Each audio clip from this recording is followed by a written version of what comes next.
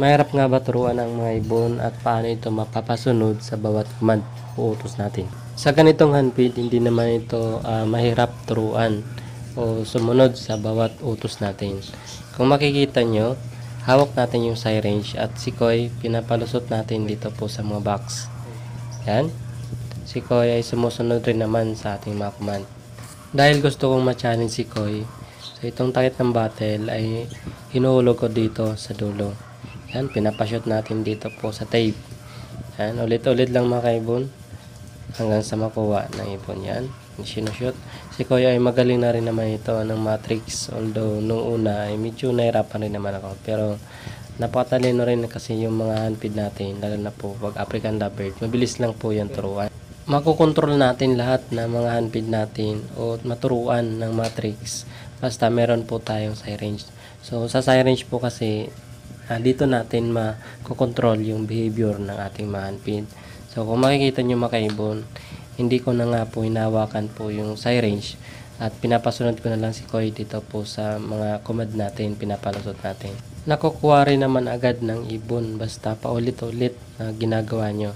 So ito si Koy, dahil paulit-ulit na ginagawa natin, so nakukuha niya rin agad kahit hindi na po natin gamitin yung syringe para ipalibot dito po sa kahon para lumusot siya. So nakukuha niya rin agad. Ang pangalawang tips natin dyan mga kaibon, bukod doon sa syringe na ginagamit natin, so kailangan magbibigay po tayo ng reward. Kapag nagawa ng ibon yung command natin, so bibigyan natin sila ng reward.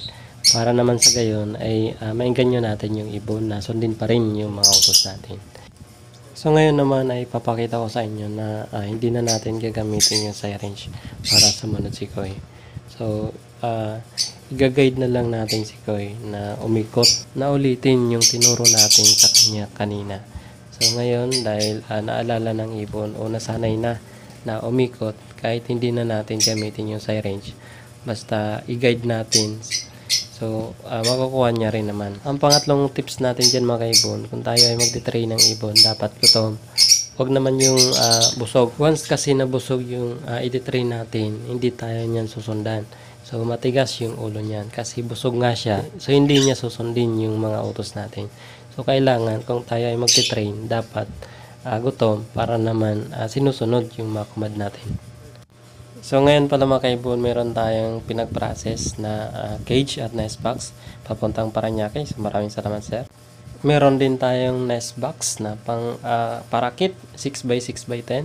So papadala rin natin papuntang Binyan kay ma'am. Maraming salamat ma'am. Sa mga nagtatanong pala sa akin sa page kung meron nga ba daw akong handpid. Meron akong handpid dito na ang parents ay back to back par blue opaline. Maganda na to panimula mga kaibon kasi yung parents nito ay back to back par blue opaline.